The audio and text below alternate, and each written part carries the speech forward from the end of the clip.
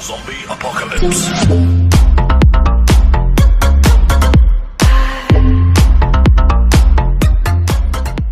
지난 시간에 복습하면서 고대, 근대, 현대의 민주주의에 대해서 배웠습니다. 한번 적어볼게요. 고대, 근대, 마지막으로 현대 적어놓으시고, 네, 현대. 선생님이 시험 문제를 어떤 식으로 낼 거냐면 이 세 가지의 공통점과 차이점에 대해서 물어볼 거란 말이에요. 지금은 간단하게 OX 퀴즈로 한번 해요. 자, 첫 번째, 만약에 대의제라고 하는 걸 실행하고 있습니까? 라고 물으면 고대는 O예요, X예요? X입니다. 그죠? 고대는 직접 정치에 참여하는 직접 민주주의를 지향합니다. 근대는 어때요? O가 되겠죠. 대표자를 선출해서 정치하는 거. 현대는 어때요? O가 됩니다. 마찬가지로 간접민주제 실행합니다. 그 다음 두 번째로 이거는 제한적인 민주정치입니까? 라고 물으면 고대는 어때요? O입니다. 그죠? 얘들은 누구한테 제한되어 있었냐면 노예, 외국인, 여성들에게 제한되어 있답니다. 그 다음 근대는 제한적이에요. 또 마찬가지로 제한되어 있습니다. 노동자와 여성들에게 제한되어 있는 거죠. 보여? 그 다음에 현대는 어때요? X가 되겠죠. 이때부터는 모든 시민들에게 투표권이 주어진 보통선거가 도입됩니다. 이걸 쌤이 반대로 이렇게 물어볼 수도 있겠죠. 보통선거가 도입됐습니까? 반대로 한다면 고대는 X, 근대도 X, 현대만 O 할 수 있겠죠. 이렇게 해서 공통점 차이점에 대해 서술하시오라고 할 수도 있고 문제를 내고 비교하면서 골라보세요라고 할 수도 있어. 복습 잘 하시고 오늘은 이 근대 시기에 계몽주의의 영향을 받은 사회 계약론자들 3명에 대해서 한번 정리해 보려고 합니다. 자, 필기 노트 하나 좀 꺼내시고 아니 적으면 보세요.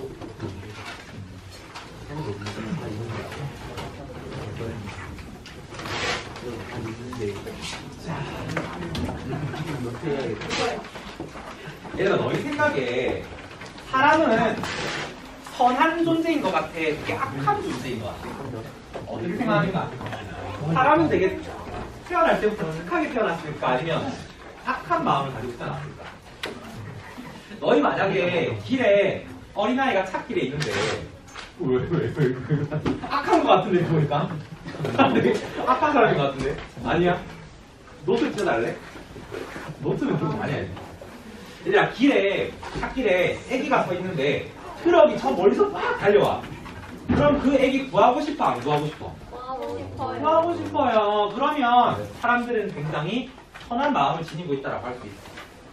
나의 위험을 무릅쓰고 하면. 근데 요즘 굉장히 뜨는 이론이 뭐냐면 범죄 심리학에 뜨는 이론이 사람들은 태어날 때부터 악하게 태어난 거야. 다른 사람들의 물건을 뺏고 싶어 하고 범죄를 저지르고 싶어서 미칠 지경이 그렇게 태어난대, 사람은. 근데 왜 사람들이 범죄를 안 저지르냐? 사람들은 주변 사람들의 기대가 있기 때문에 범죄를 안 저지른대. 내가 범죄를 저지르면 실망할 우리 엄마, 친구 이런 사람들 생각하다 보니까 범죄가 발생하지 않는다는 거야. 참는다고 하는 거야. 이걸 사회 유대 이론이라 부르는데 너희 생각은 어때? 맞는 말 같지 않아? 범죄자들을 분석해 보니까 범죄자들은 가족과도 떨어져 살고 있고 주변에 친구도 많이 없고 이런 사람들이 범죄를 저지르더라는 거야. 그래서 오늘 배울 이 사회 계약론자들도 이런 인간의 본성의 기초에서 자신들의 정치 체제를 주장한 사람들입니다. 한번 정리해 보도록 할게요. 빨리 오세요. 1-4에서 오늘은 사회 계약론자에 대해서 정리해 보도록 하겠습니다. 자, 그래서 첫 번째 사회계약설 써주시고 사회계약설.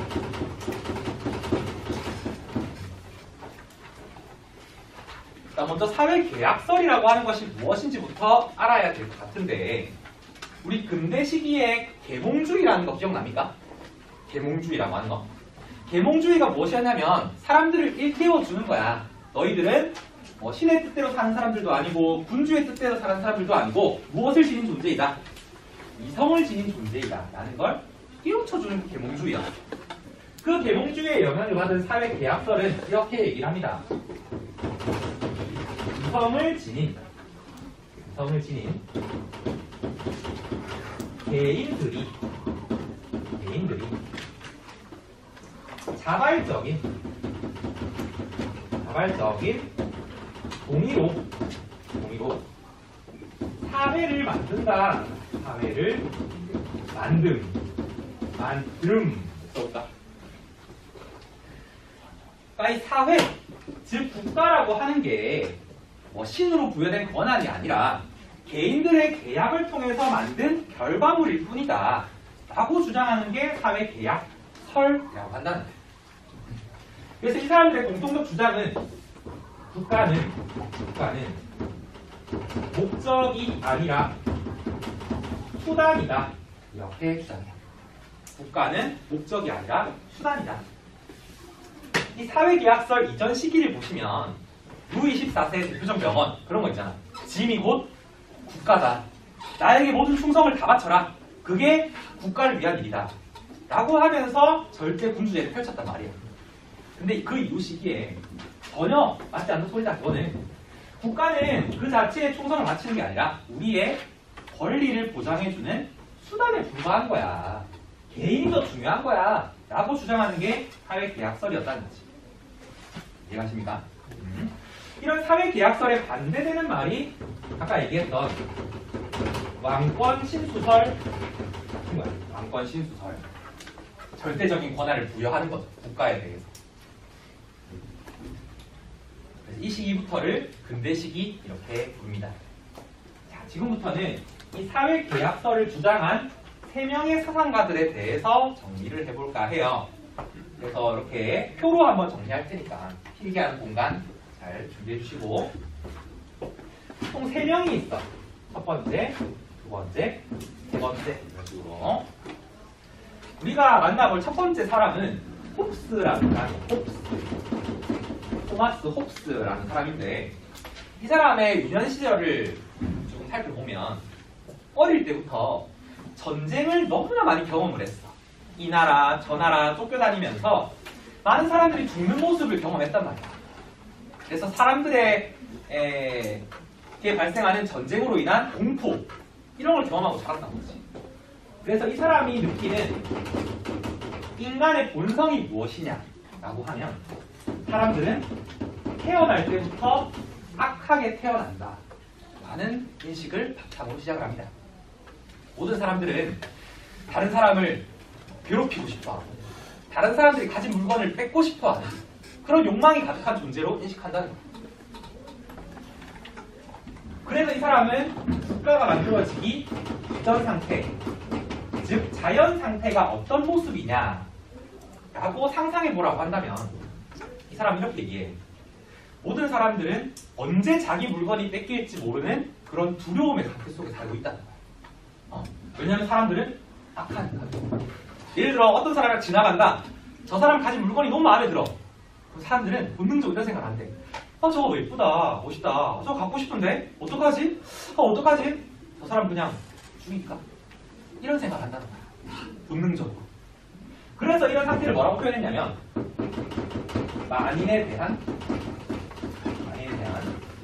만인의 투쟁 상태라고 표현했습니다. 여기서 만인이라는 게 누구냐면 모든 사람들을 얘기해. 모든 사람들에 대한 모든 사람들의 투쟁 상태, 즉 항상 공포에 빠져있는 상태를 얘기하는 거죠. 언제 죽을지 모르는 이런 상태 속에 살고 있다. 그래서 홉스는 이런 두려움의 상태를 벗어나기 위해서 무엇을 맺자? 계약을 맺고 국가를 세우자라고 주장합니다. 이 사람은 계약의 목적이 무엇이냐라고 한다면 나의 생명을 보존해주는 국가를 만들자라는 거예요. 이걸 자기보전 이렇게 불러요. 자기보전. 나의 생명을 보호해주는 국가를 만드는 게 계약의 목적이야. 그리고 사회가 좀 더 질서 있게 유지되는 것을 목적으로 계약을 맺는 거야. 사람들끼리. 자, 이러한 계약을 통해서 만들어진 국가는 그럼 어떤 모습일까? 이 사람이 지향하는 지향하는 이렇게 적을까? 정치. 사람이 지향하는 정치 형태. 이 홉스라는 사람은 일단 이렇게 생각해요.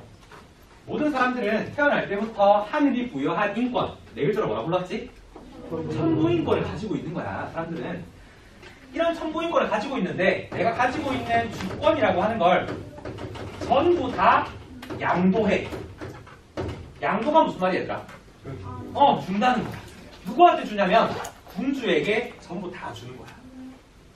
그렇게 내 주권을 양도하는 군주가 아무리 폭정을 펼치거나 자기 마음대로 정치를 한다 해도 나는 인정할 수밖에 없어. 왜? 최소한 나의 뭐를 보장해 주니까? 생명은 보장해 주니까.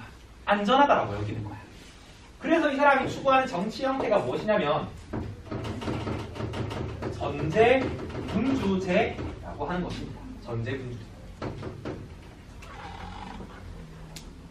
얘들아 잘 생각해. 주권이라고 하는 게 처음에 누구한테 있었는데? 누가 가지고 있었어? 이 개인들이 가지고 있었단 말이야. 주권이 처음에는. 근데 이걸 누구한테 줬어? 군주한테 전부 다 줬단 말이야. 그래서 결국에는 누가 주권을 가지고 있다? 군주가 주권을 가지게 되었다는 뜻이야. 이런 전제군주제의 모습을 묘사한 책이 있는데 홉스가 쓴 책 이름이 리바이어던이라고 하는 책이 있습니다. 리바이어던이 무엇이냐면 들어본 사람 있을 텐데 바닷속에 살고 있는 엄청 커다란 괴물 뱀 같은 거야. 히드라 같은 존재인 거야. 이렇게 무시무시한 괴물의 모습을 전제군주는 가져야 된다는 거예요.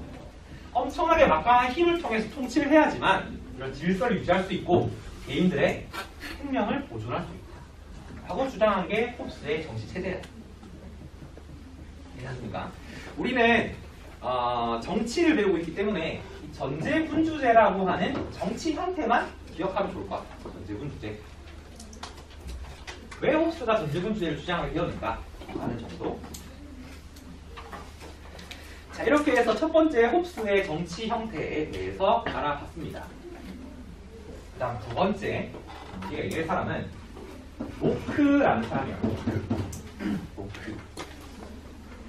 로크는 홉스와 반대로 굉장히 좀 부유한 집안에서 태어났고 이 당시에 로크가 살던 영국은요 자본주의가 엄청나게 발전하는 시기였어. 그래서 이 사람은 인간의 본성을 백지와 같다 라고 하는 백지설을 주장합니다. 백지설. 성무선악설을 부르기도 하고요. 인간은 태어날 때 백지와 같아. 그래서 태어나고 나서 착한 사람을 만나면 착하게 물들고 나쁜 사람을 만나면 나쁘게 물들게 된다 하는 거야. 이걸 이렇게 표현하거든. 인간은 오류의 가능성을 지니고 있다 라고 표현합니다. 대체로 착한데 나쁜 물이 들 수 있다는 거야. 사람들은 오류의 가능성을 얘기하고요. 이런 사람들이 모여있는 자연 상태, 그러니까 국가가 만들어지기 이전 상태가 어떤 모습이었냐면 대체로 평화로워. 대체로 평화로운 상태이다. 일단 사람들은 착하니까 질서 잘 지키고 자기 나름대로 행동하는 거야. 그치만 잠재적인 투쟁 상태에 빠져 있다 라는 표현을 씁니다. 대체로 평화롭지만 어떤 사람이라도 누군가 조금이라도 욕심을 부리게 되면 투쟁 상태에 빠지게 되는 거지. 그래서 잠재적 투쟁 상태 내지는 정말로 불확실한 상태에 빠져 있다 하고 얘기해요. 왜 불확실하냐면 사람들은 오류를 저지르니까. 그래서 로크는 이런 불확실성을 극복하기 위해서 계약을 맺자라고 얘기해요. 계약을 맺어서 뭘 만드는데? 국가를 만드는 거야. 사회라고 하는 거야. 자, 이 계약의 목적이 무엇이냐면 사람들의 생명을 지키고요. 다음 개인들의 자유 또한 지키고요. 특히나 중요한 게 재산권이라고 하는 것을 보존하는 걸 목적으로 담습니다. 여기서 재산권이라고 하는 걸 좀 잘 봐주세요. 로크는 엄청나게 재산이라고 하는 거 강조했어. 소유권이라고 하는 거. 그래서 우리가 로크라고 떠올리면 되게 유명한 사상가인 것 같잖아. 근데 로크의 묘지명에 뭐라 적혀있냐면 뭐라 적혀있을 것 같아? 로크의 묘지명 죽고 나서 I'm 로크. 그런 것도 아니야. 되게 알고 보면 되게 실망스러워. 어떻게 보면 뭐라 적혀있냐면 무슨 땅의 주인 로크 여기 잠들다 이렇게 적혀있거든. 그만큼 그 사회 분위기 자체가 소유권이라고 하는 걸 되게 중요하게 생각했던 시기였답니다. 그래서 이런 재산권을 보존하기 위해서 국가를 만들었다 생각해 주시고, 이 사람이 지향하는 정치 형태가 어떤 것이냐면 개인들이 가지고 있는 주권 이거를 뭔가 좀 다 주긴 좀 아깝고 이거를 똑똑해 쪼개는 거야. 쪼갠 다음에 일부만 양도해 주는 거야. 일부만. 잘 봐. 이제 어떤 식으로 양도하는지. 먼저 국민들이 가지고 있는 주권이라고 하는 걸 일단 두 가지로 나누는 거야. 나눠서 일부는 자기가 가지고 있고 일부는 입법권이라고 하는 것을 만들어서 의회에다가 줍니다. 의회에다가. 야, 내가 많은 거는 가지고 있지만 기분 내서 너희한테 입법권이라는 걸 줄게. 너희가 일 한번 잘해봐. 하면서 주는 거야. 그 다음에 두 번째로 집행권이라고 하는 것을 만들어서 국왕에게 줍니다. 국왕에게. 야, 내가 다 집행하고 싶지만 마음 썼다. 집행권 만들어서 국왕 너한테 줄 테니까 일 한번 잘해봐. 이런 식으로 다 이렇게 쪼개서 주는 거야. 이걸 주권 일부 양도라 부르고요. 이렇게 나누어진 정치 형태를 무엇이라 부르냐면 이권 분립이라고 불러요. 이권 분립.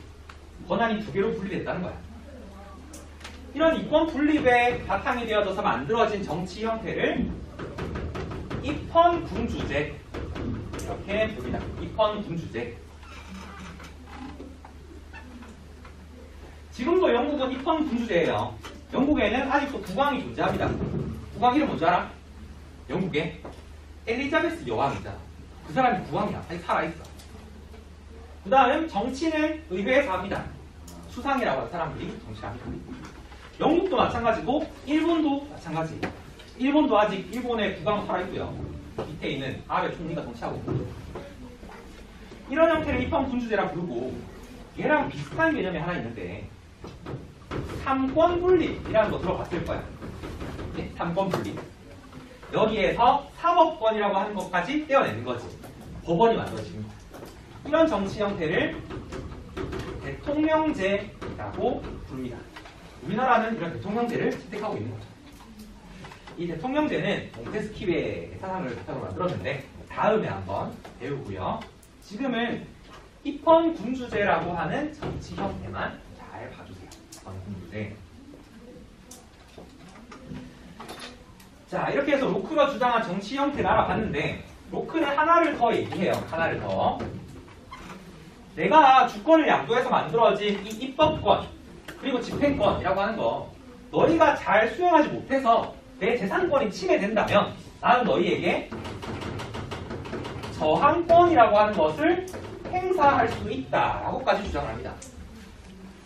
그러니까 너희가 이런 권한들을 제대로 수행하지 못하면 내가 너희 바꿔버릴 거야 라고 주장하는 거죠. 이런 표현. 첫 번째 애가 이름이 루소거든요. 루소. 맨처리 옆방에서 루소라고 말하는 거야. 아무튼 적어놓으시고 루소. 세 번째 갑니다. 자, 이 루소라는 사람은 인간의 본성을 굉장히 선하다라고 봤어요. 이 사람은 성선설을 주장하는 사람이야. 성선설. 인간은 태어날 때부터 남을 배려해주고 아기가 있다면 아기를 정말 잘 키워주고 이런 본성을 지니고 있다는 거예요. 그래서 교육학에서도 루소가 굉장히 중요시 다뤄져. 루소가 쓴 책 중에 하나가 에밀이라는 책이 있거든. 저 교육학과를 가는 친구들은 에밀을 필수로 못 읽어. 에밀이라는 소년을 어떻게 키울 것인가 이런 거 적어놓은 책이거든. 어쨌든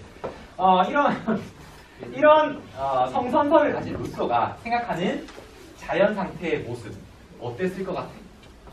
너무나 착한 사람들만 모여있는 자연 상태니까 그 모습은 어땠을 것 같아? 틀어짐이 없다. 되게 평화롭지 않았을까? 그치? 이 사람은 자연 상태가 너무나 자유롭고 평등한 상태라고 주장을 합니다. 처음에는 점점점 여기 적어놓을까? 처음엔 점점점 자유롭고 평등하다. 처음엔. 그렇지만 사람들이 점점점점 많아지고 집단이 생기고 사회가 이루어지면서 이러한 자유와 평등은 무너지게 된다라고 얘기해요. 그럼 사회라고 하는 것이 만들어지는 순간 사람들은 자유롭지 못하고 평등하지 못한 상태에 빠지게 된다라는 거예요. 안타깝게도. 루소는 뭐라고 하냐면 사람들은 사회 속에서 쇠사슬에 묶여있는 존재이다 라고까지 얘기해요. 어떤 쇠사슬에 묶여있냐면 사람들은 사회 속에서 신분이라는 쇠사슬에 묶여있기 때문에 자유롭지 못해.